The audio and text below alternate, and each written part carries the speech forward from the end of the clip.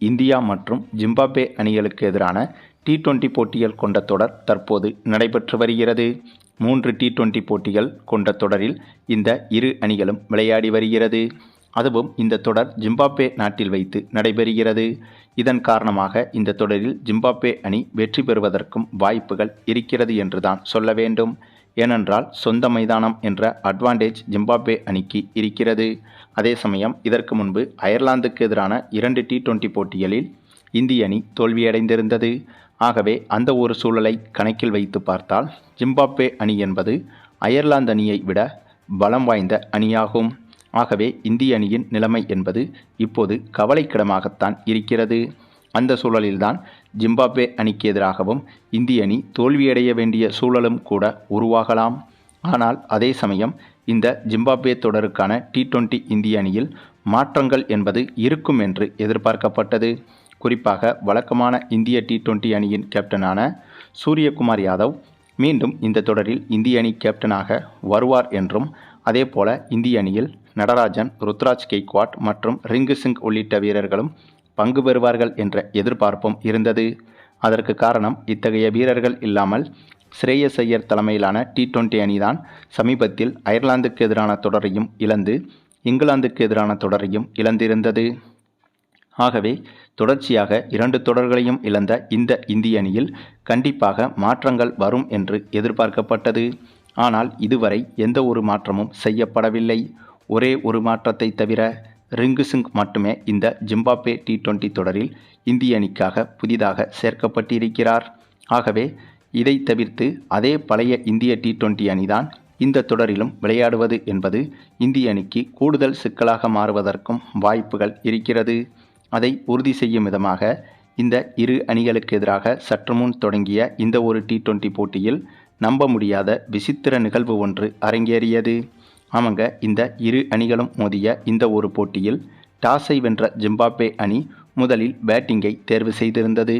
அதனைத் தொடர்ந்து பேட்டிங் செய்ய களமிறங்கிய ஜிம்பாப்வே அணி இந்த போட்டியில் சூப்பராகவே விளையாடியும் இருந்தது.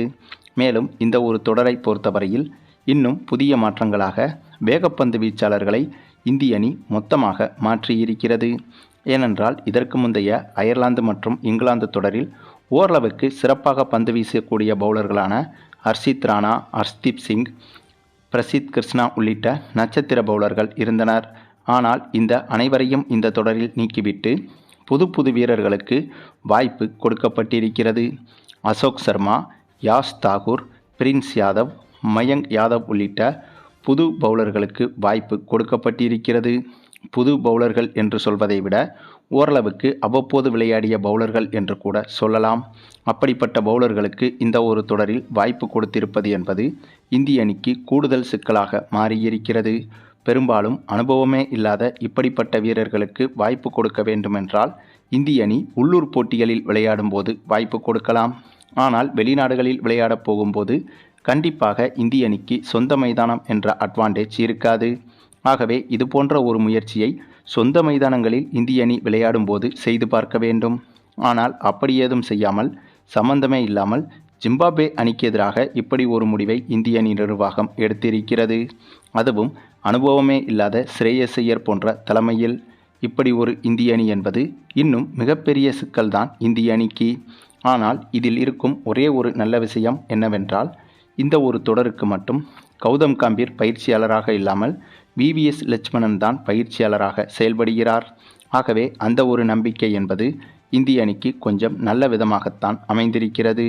ஆனாலும் கூட இப்படிப்பட்ட அனுபவமில்லாத பவுலர்களை வைத்துக்கொண்டு இந்திய அணியால் எப்படி சமாளிக்க முடியும் என்ற அந்த ஒரு கேள்வியும் இருந்தது. அப்படிப்பட்ட சூழலில்தான் இந்த ஒரு போட்டி தொடங்கி முதலில் பேட்டிங் செய்த ஜிம்பாப்வே அணி சூப்பராகவே பேட்டிங் செய்திருந்தது. கிட்டத்தட்ட 20 ஓவர்கள் வரை ஆல் அவுட் ஆகாமல் பேட்டிங் செய்ததே ஜிம்பாப்வே அணிக்கு மிகப்பெரிய சாதனையாகும். ஏனென்றால் இந்திய அணி போன்ற ஒரு அணிக்கு எதிராக ஜிம்பாப்வே போன்ற ஒரு அணி 20 ஓவர்கள் முழுவதும் விக்கெட்டுகளை இழக்காமல் இருந்தாலே பெரிய சாதனைதான். அப்படி இருக்கும்போது இந்த ஒரு போட்டியில் விக்கெட்டுகளையும் இழக்காமல் அதே சமயம் 189 ரன்கள் வரை ஜிம்பாப்வே அணி எடுத்திருந்தது. இந்த ஒரு இலக்கு என்பது இந்திய அணி எதிர்பார்க்காத இலக்காகும்.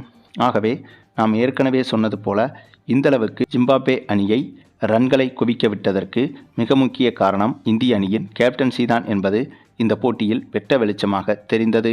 சரியான நேரத்தில் சரியான பவுலர்களை பந்து வீச அனுமதிக்காமல் தவறான நேரத்தில் சரியான பவுலர்களை பயன்படுத்திய அந்த ஒரு அனுபவமே இல்லாத கேப்டன்சி தான் இந்த போட்டியில் ஜிம்பாப்வே அணி இந்த அளவுக்கு ரன்கள் எடுப்பதற்கு காரணமாகவும் மாறியது. பின்னர் இந்த ஒரு இலக்கை இந்திய அணி சேசிங் செய்ய களமிறங்கியது. அதாவது இந்த 189 ரன்களை ஜிம்பாப்வே அணி எடுத்திருந்த போது வெறும் 6 விக்கெட்டுகளை மட்டும்தான் எடுத்திருந்தது. அதன் பிறகு இந்த ஒரு 189 ரன்கள் என்ற இலக்கை சேசிங் செய்ய களமிறங்கிய இந்திய அணியில் இந்த முறை அபிஷேக் சர்மாவும் சூரியவன்சியும் களமிறங்கினார்கள். கடந்த சில T20 தொடர்களில் சூரியவன்சிக்கு தொடர்ச்சியாக வாய்ப்பு கொடுக்கப்பட்டும் வருகிறது. இதுதான் இந்திய அணி செய்து கொண்டிருக்கும் இன்னொரு மிகப்பெரிய நல்ல விஷயம். நல்ல வேளையாக இந்த தொடரில் சூரியவன்சியை நீக்காமல் இந்த தொடரிலும் சூரியவன்சிக்கு வாய்ப்பு கொடுக்கப்பட்டிருந்தது. அதனைத் தொடர்ந்து பேட்டிங் செய்ய களமிறங்கிய இந்திய அணியில் சூரியவன்சியும் அபிஷேக் சர்மாவும் ஆரம்பத்திலேயே அதிரடியில் மிரட்டிவிட்டனர். இவர்கள் இருவரும் 6 ஓவர்களுக்கு உள்ளாகவே விக்கெட்டுகளை இழந்துவிட்டனர். ஆனாலும் இவர்களின் அதிரடி என்பது இந்திய அணிக்கு மிகப்பெரிய அளவில் உதவியது. ஏனென்றால் சூரியவன்சியை பொறுத்தவரையில் அதிவேகமாக விளையாடி 39 ரன்கள் வரை எடுத்து கொடுத்தார். அதேபோல அபிஷேக் சர்மா 36 ரன்கள் வரை எடுத்து கொடுத்தார். பொதுவாக T20 போட்டியை எடுத்துக்கொண்டால் 30 ரன்கள் எடுத்துவிட்டாலே அது ஒருநாள் போட்டியை பொறுத்தவரையில் அரை சதம் எடுத்ததற்கு சமமாகும். ஆகவே T20 போட்டியில் ஒரு பேட்ஸ்மேன் 30 ரன்கள் எடுத்தாலே அது ஒரு நல்ல ஸ்கோர் ஆகும். அதன்படி அபிஷேக் சர்மாவும் சூரியவன்சியும் இந்த ஒரு போட்டியில் ஓரளவுக்கு நல்ல ஸ்கோரை தான் எடுத்திருக்கிறார்கள். அதன் பிறகு தொடர்ச்சியாக பேட்டிங் செய்ய களமிறங்கிய மற்ற இந்திய பேட்ஸ்மேன்களில் திலக் வர்மா மட்டுமே ஓரளவுக்கு நிதானமாக ஆடி வந்தார். மற்ற பேட்ஸ்மேன்கள், அதாவது இந்திய கேப்டன் ஸ்ரேயஸ் ஐயர் உள்பட மற்ற பேட்ஸ்மேன்கள் அனைவருமே 11 ரன்கள், 19 ரன்கள், 22 ரன்கள் என இப்படியாக சொல்லும்படியான ரன்களை கூட எடுக்காமல் விக்கெட்டுகளை இழந்து வந்தனர். இதன் காரணமாக ஆரம்பத்தில் விஸ்வரூபமாக விளையாடிய இந்திய அணி நடுவில் சற்று திணற ஆரம்பித்தது. பின்னர் கடைசி நேரத்தில் நம்முடைய ரிங்கு சிங் களமிறங்கி பழைய அதிரடியை வெளிப்படுத்தியிருந்தார். அதாவது ரிங்கு சிங் களமிறங்கும் போது கடைசி 22 பந்தில் 59 ரன்கள் எடுக்க வேண்டிய கடினமான சூழலும் இருந்தது. அப்படி இருந்த போதும் ரிங்கு சிங்கும் திலக் வர்மாவும் சேர்ந்து சூப்பராக அதிரடியாக பேட்டிங் செய்து விளையாடி வர அந்த சமயத்தில் கடைசி ஓவரில் திலக் வர்மா விக்கெட்டை பறிகொடுத்து இந்திய அணியை தோல்வியை நோக்கி கொண்டு சென்று விட்டார். ஏனென்றால் அந்த சமயத்தில் ரிங்கு சிங்கை தவிர மற்ற பேட்ஸ்மேன்கள் யாருமே இல்லை.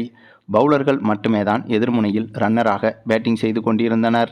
அதுவும் கடைசி ஓவரில் ரிங்கு சிங் மட்டுமே அனைத்து ஸ்ட்ரைக்குகளையும் எடுத்துக்கொண்டு சூப்பராக பேட்டிங் செய்து வந்தார். அதாவது ரன்னராக இருக்கும் பவுலர்களுக்கு பேட்டிங் செய்ய வாய்ப்பு கிடைக்கக்கூடாது என்று நினைத்து தேவையான இடங்களில் மட்டும் பெரிய ஷாட்டுகளை அடித்து அல்லது 2 ரன்கள் ஓடக்கூடிய சூழ்நிலை வந்தால் மட்டுமே ரன்களை ஓடி என இப்படியாக கடைசி ஓவர் வரை கொண்டு சென்றார் ரிங்கு சிங். பின்னர் ஒரு கட்டத்தில் கடைசி ஒரு பந்தில் 11 ரன்கள் எடுத்தால் வெற்றி என்ற வெற்றி பெறவே முடியாத சூழ்நிலை உருவான போது, ஆனால் நல்ல வேளையாக அந்த கடைசி பந்தை வீசிய ஜிம்பாப்வே பவுலர் அந்த பந்தை ஒய்டு பாலாக வீச அந்த பந்து விக்கெட் கீப்பரையும் தாண்டி விக்கெட் கீப்பர் கையில் படாமல் விக்கெட் கீப்பரை விட்டு ரொம்பவும் விலகி பவுண்டரிக்கே சென்றுவிட்டது. இதனால் அந்த பந்து போடப்படாமலேயே, அதாவது லீகல் டெலிவரியாக அந்த பந்து போடப்படாமலேயே 5 ரன்கள் இந்திய அணிக்கு கிடைத்துவிட்டது. பின்னர் அந்த ஒய்டு பந்துக்கு ரீபாலாக போடப்பட்ட பந்தில் சிக்ஸரை பறக்கவிட்டு இந்த போட்டியில் இந்திய அணிக்கு திரில்லான முறையில் ரிங்கு சிங் வெற்றியை பெற்றுக் கொடுத்தார். ஆக ரிங்கு சிங் மட்டும் இல்லை என்றால் இந்த போட்டியில் இந்திய அணி கண்டிப்பாக தோற்று போயிருக்கும் என்று கூட சொல்லலாம். ஆகவே இந்த போட்டியில் என்னதான் இந்திய அணி வெற்றி பெற்றாலும் அடுத்தடுத்த போட்டிகளில் இந்திய அணி வெற்றி பெறுமா என்பதே மிகப்பெரிய கேள்விக்குறிதான்.